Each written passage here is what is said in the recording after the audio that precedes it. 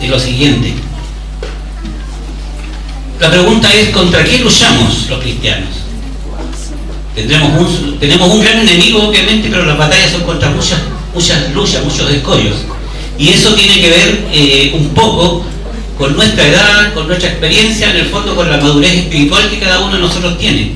Así van apareciendo las luchas que tenemos cada uno, ¿verdad? Pensemos en los jóvenes. A propósito de jóvenes, hoy día es el día del joven adventista, ¿verdad? Felicitaciones entonces a todos los jóvenes, porque el hecho de que estén aquí alabando al Señor los hace ser vencedores. Ellos están venciendo. Los jóvenes tienen distintos tipos de luchas, y si están acá en la iglesia es porque el Espíritu Santo está orando en ellos y están queriendo al Señor. Los jóvenes tienen sus propias luchas, y aquellas personas que están conociendo al Señor, que están haciendo algún estudio bíblico, o que están recién bautizados, o que están ahí dudando, también tienen sus propias luchas, ¿verdad? Son estilos de vida que cuesta desarraigar, son costumbres, son las luchas más frecuentes. Muchas personas dicen, están dispuestas, tal vez en su corazón y en su mente saben que hay una verdad grande, saben que hay un Dios, pero yo lo he escuchado, me dicen, pero es que yo no estoy dispuesto a perder mi libertad.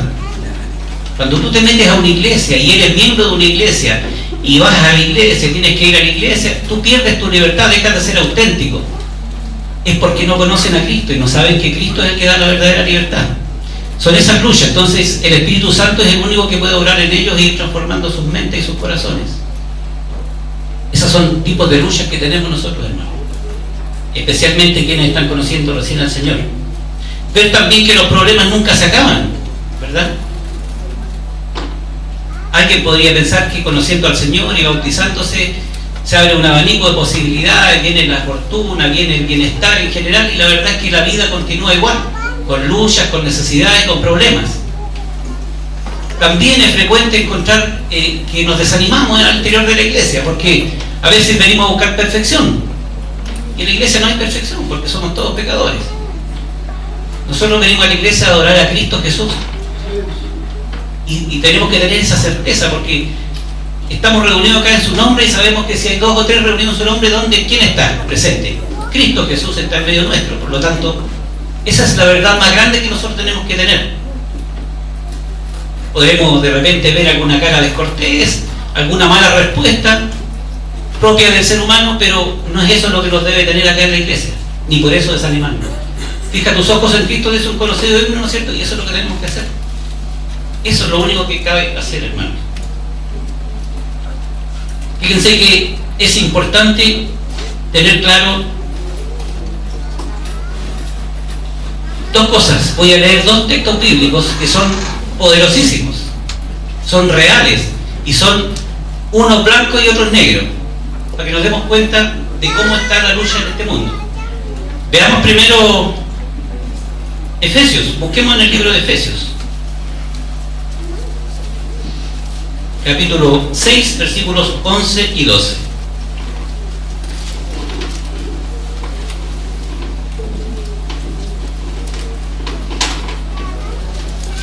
Efesios 6, 11 y 12.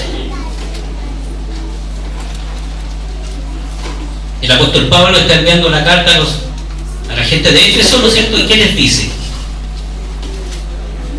Voy a empezar a leer del 10. Dice: por lo demás, hermanos, fortaleceos en el Señor y en el poder de su fuerza, vestidos de toda la armadura de Dios, para que podáis estar firme contra las acechanzas del diablo. Porque no tenemos lucha contra sangre y carne, sino contra principados, contra potestades, contra los gobernadores de las tinieblas de este siglo, contra huestes espirituales de maldad en las regiones celestes. Esa es una realidad, hermanos. Hay un enemigo poderoso que se llama Satanás, y que está gobernando este mundo, y que nos tiende trampas y nos atrae, y al ser humano le hace ver un mundo atrayente, a menos que estemos revestidos de toda la armadura de Dios. Esa es la principal lucha. Dentro de ese enemigo tiene muchos guerreros, ¿no es cierto?, que se nos ponen enfrente. ¿Cómo podemos vencer eso? Ahora vamos a Hebreos capítulo 4, poquitito más adelante en la Biblia.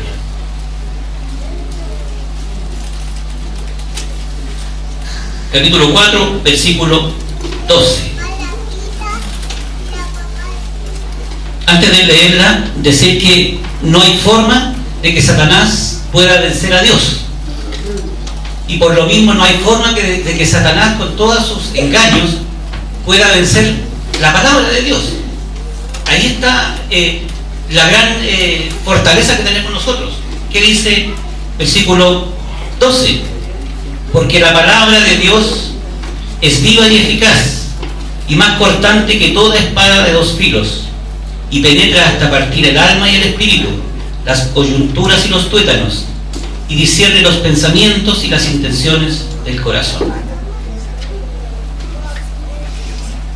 Si estamos comprometidos con Cristo, hermanos, si estamos comprometidos con su palabra, con la Biblia, no hay forma de que Satanás nos venza. A veces nos quejamos de que no vale la pena luchar, de que la vida cristiana es tan dura, hay tantos problemas, hermanos. Eso tiene una respuesta. No estamos en una verdadera comunión con Dios. Porque si estamos tomados de la mano de Cristo, no hay cosa que nos pueda vencer. El mundo es una porquería al lado de lo que Cristo dice en su palabra y lo que el Señor nos ofrece para el futuro. Es imposible que Satanás pueda vencernos si estamos donde debemos estar, tomados de Cristo Jesús. Y hay otra clase de luchas, hermano. Esta es una reflexión más que nada para la iglesia, diríamos que es una reflexión de conservación. Están, como decía, las personas que están conociendo al Señor, que están con ese tipo de luchas, dejando costumbres, dejando estilos de vida, y que no se deciden. Y esto es igual que dejar el cigarro. Conozco gente que ha tratado de dejar el cigarro de a poquito, fuman cada vez menos, dejan de fumar una semana, vuelven, y la verdad es que esto hay que cortarlo de raíz.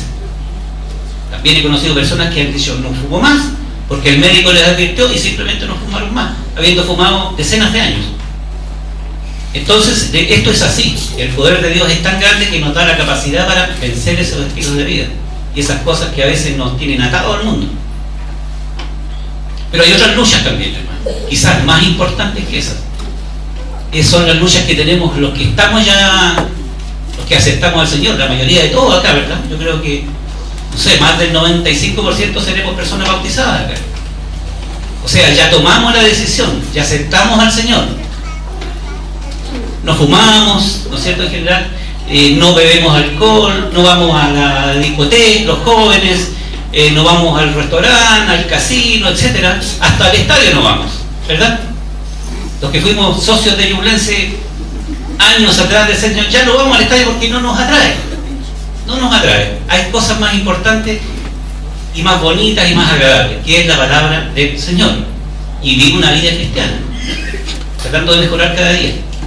Entonces pudiéramos decir, chuta, que nosotros que aceptamos al Señor no tenemos esas luchas, pues somos personas, estamos súper bien. Pero como decía, el otro día vi una entrevista a un conocido periodista argentino, que yo creo que ustedes lo ubican, Jorge Lanata, que es un periodista muy conocido, muy confrontacional, pero que va al hueso siempre. Entonces le preguntaban a él, Jorge, ¿cuál es tu mayor enemigo? Pensando que iría a nombrar a algún político, no sé, algún... Mire, le dijo, el peor enemigo que tengo soy yo mismo. Porque cuando tengo que ser periodista muchas veces soy el hombre Jorge Lanata. Y eso es malo para mi carrera. Nosotros debemos ser capaces de reconocer que el peor enemigo que tenemos nosotros está dentro de nosotros. Elena de White dice que el mayor peligro que tienen los seres humanos, los cristianos, los que han aceptado a Cristo, es el egoísmo. Eso es algo que no se acaba en el hombre y está siempre presente. Entonces nosotros tenemos que darnos cuenta de que el yo es un rival peligroso que está dentro nuestro y que aflora y que aflora y que aflora siempre, ¿no es cierto? O a alguien no le aflora de repente deseo de decir una mala palabra, o incluso decimos una mala palabra muchas veces. Es porque tenemos una tendencia pecaminosa que no se acaba. Lo importante es que cada vez que sucede ese tipo de cosas nosotros nos demos cuenta de lo que hacemos y vamos a donde Cristo a pedirle que nos cambie, que nos mejore cada día. No lo busquemos, pero recordemos lo que dice Jeremías 17, 9 y 10. Engañoso es el corazón más que todas las cosas y perverso, ¿verdad? ¿Quién lo conocerá? El corazón del hombre es así, porque lo traemos desde nuestra génesis, desde el pecado. La lección de hoy de la escuela sabática por ahí tiene un comentario en que dice que no nos olvidemos que el hombre siempre tiende a la autoexaltación. El ego siempre está presente. Un pequeñito yo soy, ¿no es cierto? Ya sabemos quién es yo soy. Dios dijo yo soy. Jesús también. Lo vimos el otro día y lo expresó muy bien el pastor Delgado cuando en varias de las expresiones de Jesús, ¿no es cierto? Y él mostraba las comas cuando decía, ¿quién eres tú? Yo soy, coma. Jesús es Dios y él estaba diciendo eso. A veces nosotros también se nos olvida quién es yo soy y nos sale yo soy, pues, yo soy. Y yo tengo razón y yo soy una persona con capacidad suficiente, así que hay muchas cosas que en el interior nuestro son pecaminosas y que nos hacen ser no lo suficientemente buenos cristianos que deberíamos ser. Quisiera tocar dos puntos que son propios del yo. Uno es la prosperidad, cuando nos va bien, cuando nos va súper bien, ¿no es cierto? Y nos tendemos a enorgullecer de eso. Y es muy común escuchar a la gente cuando le va bien. Un comerciante dice, hoy me fue bien, súper bien, vendí más que ayer. O alguien puede decir, hoy me fue súper bien, me dieron un bono que yo no esperaba, etcétera, etcétera, etcétera. Sin embargo, ahí el hermano Pablo delante me dijo, hermano, el mejor día de la semana fue ayer. ¿Por qué? Le dije, cambié los 2 vidrios de la iglesia. Eso es distinto, ¿verdad? Eso es de alguien que ama la iglesia del Señor, que ama estar acá alabando a Dios y que para él las cosas de Dios son importantes. Eso es importante. Yo quiero leer un poco lo que habla Profetas y Reyes acerca de la prosperidad, lo que suele pasar en el corazón del hombre y lo que pasó con uno que todos conocemos. Dice así: mientras Salomón exaltó la ley del cielo, Dios estuvo con él y le dio sabiduría para gobernar sobre Israel con imparcialidad y misericordia. Al principio, aun cuando obtenía riquezas y honores mundanales, permaneció humilde y grande fue el alcance de su influencia. Comillas, Salomón señoreaba sobre todos los reinos desde el Éufrates hasta la tierra de los filisteos y el límite con Egipto, y tuvo paz por todos lados alrededor, y Judá e Israel vivían seguros, cada uno debajo de su parra y debajo de su higuera, todos los días de Salomón. Pero después de un amanecer muy provisorio, su vida quedó oscurecida por la apostasía. La historia registra el triste hecho de que el que había sido llamado Jedidías, comillas, amado de Jehová, el que había sido honrado por Dios con manifestaciones de favor divino tan notables que su sabiduría e integridad le dieron fama mundial, el que había inducido a otros a loar al Dios de Israel, se desvió del culto a Jehová para inclinarse ante los ídolos de los paganos. Tan gradual fue la apostasía de Salomón que antes que él se diera cuenta de ello, se había extraviado lejos de Dios. Casi imperceptiblemente comenzó a confiar cada vez menos en la dirección y bendición divinas y cada vez más en su propia fuerza. Poco a poco fue rehusando a Dios la obediencia inquebrantable que debía hacer de Israel un pueblo peculiar y conformándose cada vez más estrechamente a las costumbres de las naciones circundantes. Eso habla de Salomón. Lo que habla el profeta y Reyes respecto de nosotros dice: el peligro acecha en medio de la prosperidad. A través de los siglos, las riquezas y los honores han hecho peligrar la humildad y la espiritualidad. No es la copa vacía la que nos cuesta llevar, es la que rebosa la que debe ser llevada con cautela. La aflicción y la adversidad pueden ocasionar pesar, pero es la prosperidad la que resulta más peligrosa para la vida espiritual.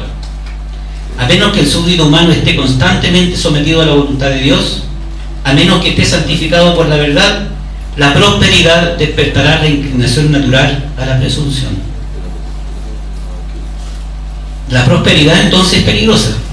Pero recordemos que si estamos tomados de la mano de Dios, tampoco nos va a hacer daño la prosperidad. Solo que nuestro yo a veces tiende a autoexaltarnos y a enorgullecernos en demasía de los bienes que poseemos. Es un peligro. Otro tipo de peligro que está dentro nuestro, hermanos, es la autosuficiencia, que está un poco ligada con la prosperidad, ¿no es cierto? A veces los conocimientos, la experiencia, el estatus en que se encuentran los hombres lo hacen creer un poquito, lo hacen perder la humildad y llegar a la autosuficiencia. Veamos un ejemplo de que eso no puede ser.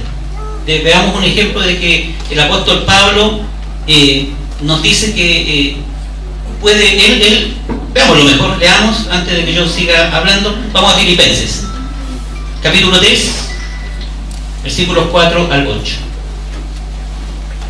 Filipenses 3, 4 al 8.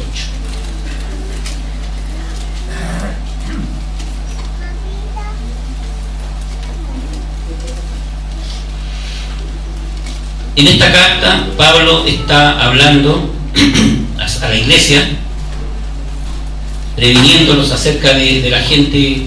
Dice: guardado de los perros, guardado de los malos obreros, guardado de los mutiladores del cuerpo.